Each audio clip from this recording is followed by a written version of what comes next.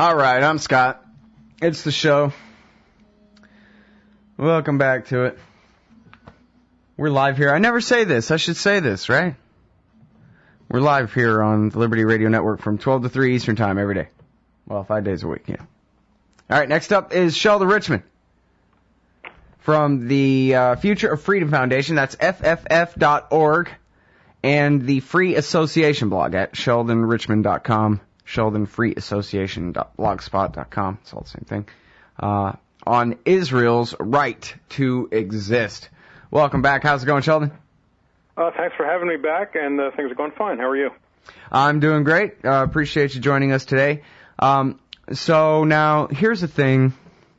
People get really confused sometimes when you try to make a libertarian point in the middle of a discussion about something that actually exists somewhere and talk about how Israel has no right to exist. I find myself saying, oh yeah, well, but of course no state has a right to exist because all states are just organized crime and ought to go to prison themselves and that kind of thing. So, but anyway, so you have an article tackling that subject and basically saying, I think, yeah, we all know libertarianism and everything, but what we're talking about here specifically is a set of circumstances where the debate about Israel's right to exist is actually just this big red herring to cover for the fact that apparently the Palestinians have no right to exist as people, as a state, or anything else. Property owners. Yeah, you've summed it up pretty well there. I had posted an article by someone else, by a woman named Sharmeen Norwani, who writes for, I think, Huffington Post and some other publications, which wanted to talk about this idea, this very concrete idea of the state of Israel's right to exist. The state now, not the individuals, not any given individual, but a state as a political entity. And I thought it was an honest, provocative article, so I posted it. And I immediately got some reaction from libertarians, this was on Facebook, saying that, well, what you just said. Well, sure, no state has the right to exist. And if you're libertarians, I mean, and look, even a limited government libertarian seems to me would have to say, it's not that states have a right to exist. We individuals have a right to form a government to protect our rights and our property. So it's not so much, no libertarian seems to me wants to talk in terms of states having a right to exist, right? Just that individuals have a right to band together to form an organization, which they're calling government, to protect themselves against crime, et cetera. So it's not very libertarian speak to talk about states having the right to exist. But my point in answer to that was that they've missed the point of Norwani's article. In other words, she was not making an abstract point in political philosophy.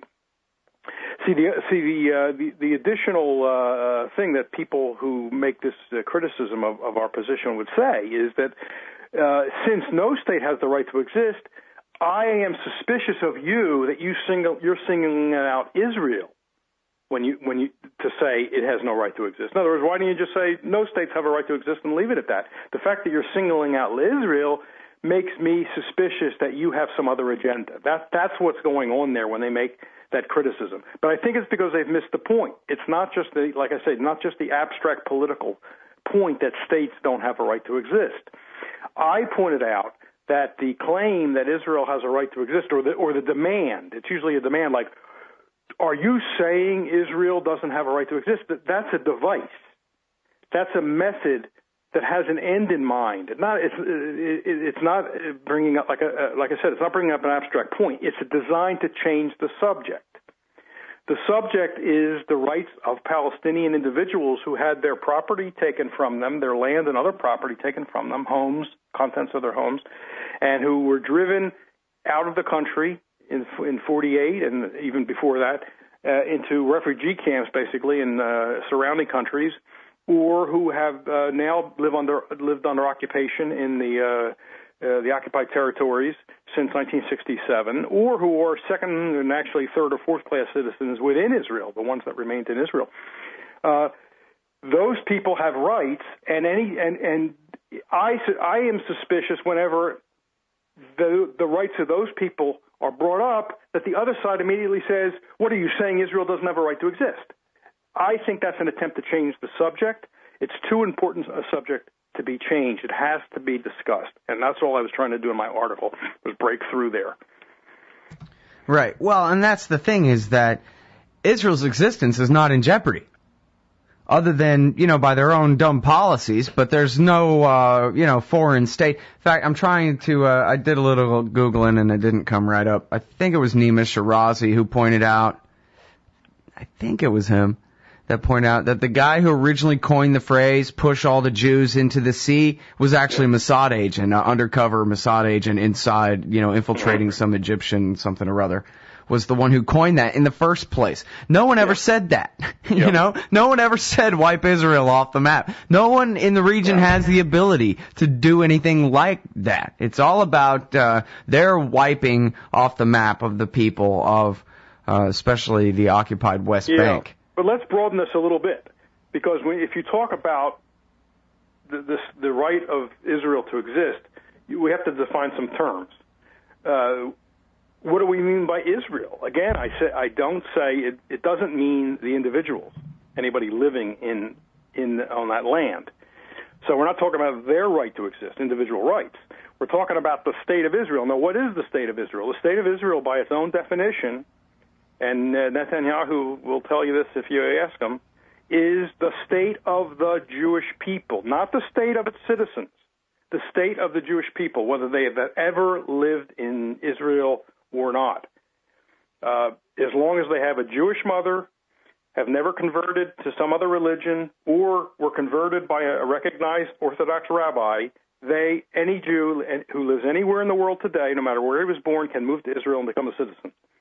That's not true of a Palestinian whose father or grandfather was driven out of his home in Hebron or someplace into Jordan or Lebanon or Syria, or who's been in a camp ever since, or is living under occupation in the West Bank, and originally had lived in, say, Jaffa or something like that, or Haifa. They're not allowed to go back. They don't have Jewish mothers. They're not Jews. They haven't been converted to Judaism. So when we say Israel, I have to assume that means the state of the Jewish people. Now, if Israel were to become if the whole of Palestine, Israel, were to become a secular democratic state from the Mediterranean to the Jordan, and whatever they called it, it doesn't matter what they call it, that would be the end of Israel as we know it, not the end of the people, right? But it would be the end of a state that is the state of the Jewish people. It would then become a state of its citizens, no matter what their religion or ethnic origin is. So over there, when they contemplate that idea of a single state solution, secular and democratic, some people, Netanyahu and the people that are even more fanatical than he is, would regard that as the end of Israel. Mm-hmm. Well, yeah, because at least very soon, or they're right at the point where they would be the minority. And since I guess, it's sort of the same thing here, and you hear from time to time people freaking out about whites eventually being the minority here. Oh, it's not that you have a guilty conscience, that you've been using the state to lord it over everybody else or anything, that you're worried that they might use it against you, when, of course, if the role of the state in all of Israel, the West Bank, the Gaza Strip, and everything else was simply to protect the rights of individuals, then it wouldn't matter who was in charge of administering it, right? Administering it. Well, that's right. It wouldn't matter what the ethnic group or religious group is in the majority if the government were strictly limited. I mean, Right. So what it is instead is it's the looters fearing that they're about to become the lootees for a change. That's right. I mean, look, it's an old point that Hayek and many liberals and libertarians have made over the years. When the government has a lot of power, then it really matters who controls it, and people will fight to the death to keep it out of other people's hands.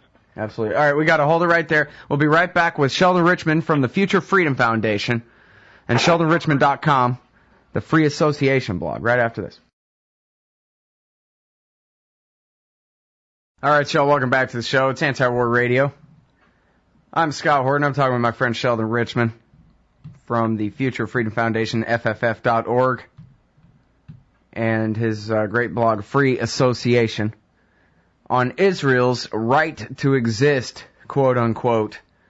And of course, states don't have rights. States only have temporary delegated authority that they get from people who do have rights because they're people. That's at least supposedly how it's supposed to work. So we're talking about, who's got what right, and really what it's all about is just the PR of subject changing. This is what you do. I was reminded when I was reading this thing of that great study by Frank Luntz, the Republican pollster, that was done for some think tank. I think an Israeli group, actually. Or maybe like an American group that goes to Israel, something. Anyway.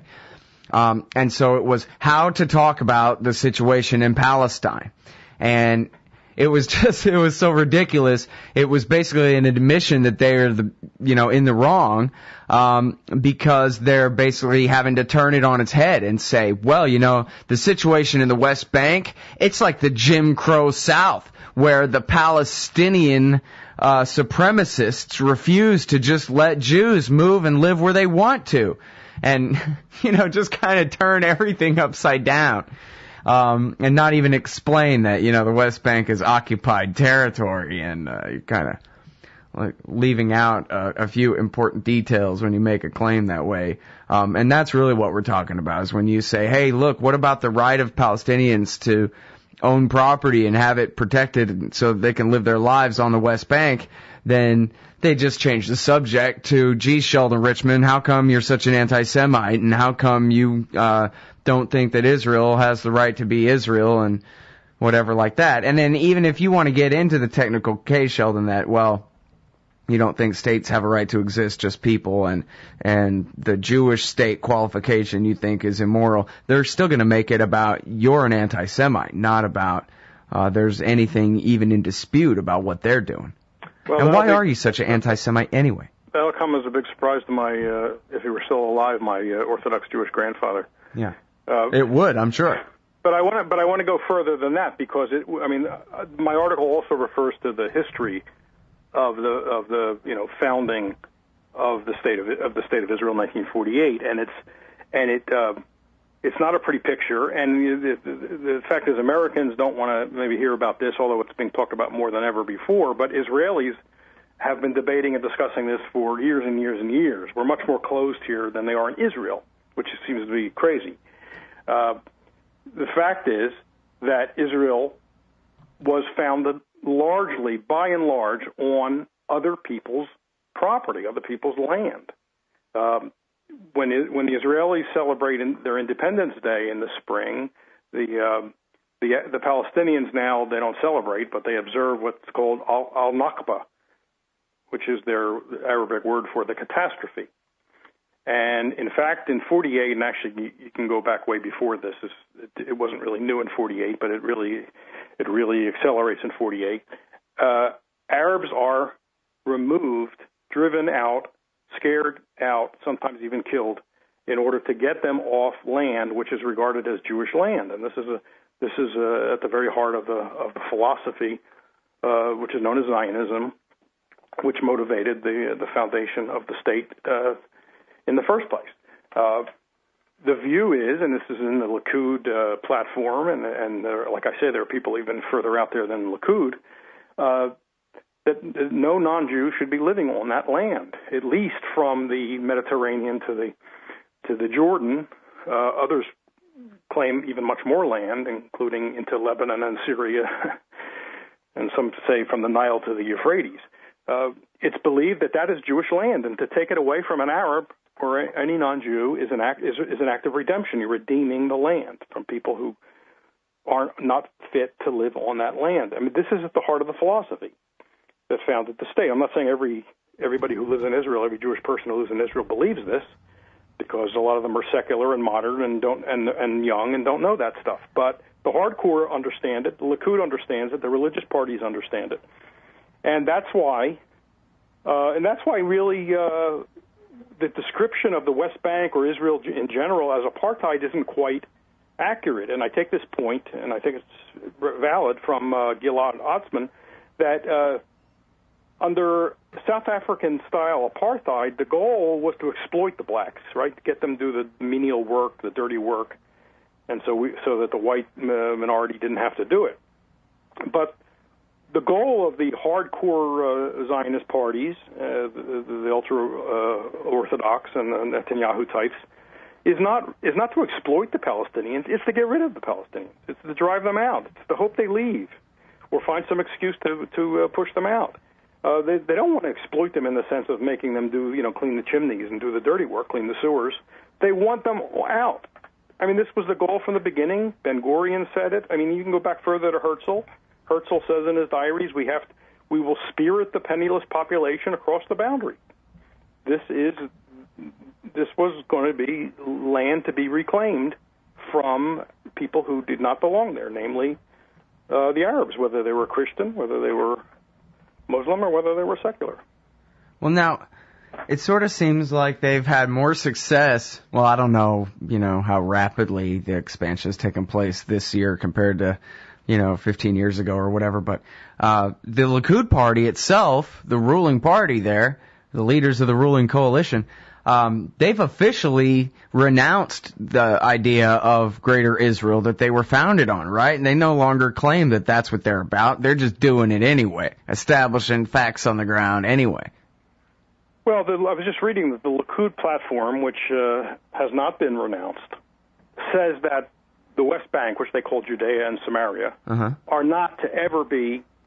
No one but Jews can have sovereignty over Judea and Samaria. They don't even call it the West Bank. They won't acknowledge it by calling it the West Bank. Oh, I thought that there was some thing where Netanyahu and some of the others had officially renounced Greater Israel as their long-term policy. Not that I thought they meant it, but... Well, I don't know that... I don't recall that myself. They haven't changed their documents. By the same token, Hamas, when it's thrown at Hamas that their charter says, they're at war with the Jews, and they say that's history, that's passé. We've made other statements ever since then about how that's not a controlling document anymore. Mm-hmm. That doesn't satisfy the pro-Israel side. Right. They say, well, you haven't taken it off the website or something like that. So we could say the same thing about Likud. Right. Well, yeah, and again, with the imbalance in power there, it's a lot more meaningful when for the stronger. That's the whole thing about all the so-called peace process that's been going on. As long as I could understand English, this peace process over there, it's always about the Palestinians got to do this, that, and the other thing, as though they're the ones occupying Israeli land. It's not a peace process because they've been eating up the land as they quote negotiate. So it's not a peace process. Well, and apparently it's never going to get anywhere now, especially with the super duper majority in the Knesset backing the Prime Minister. All right. Yep. See you later. Thanks. I guess, Scott. Sheldon Richman, everybody. FFF.org. SheldonRichman.com.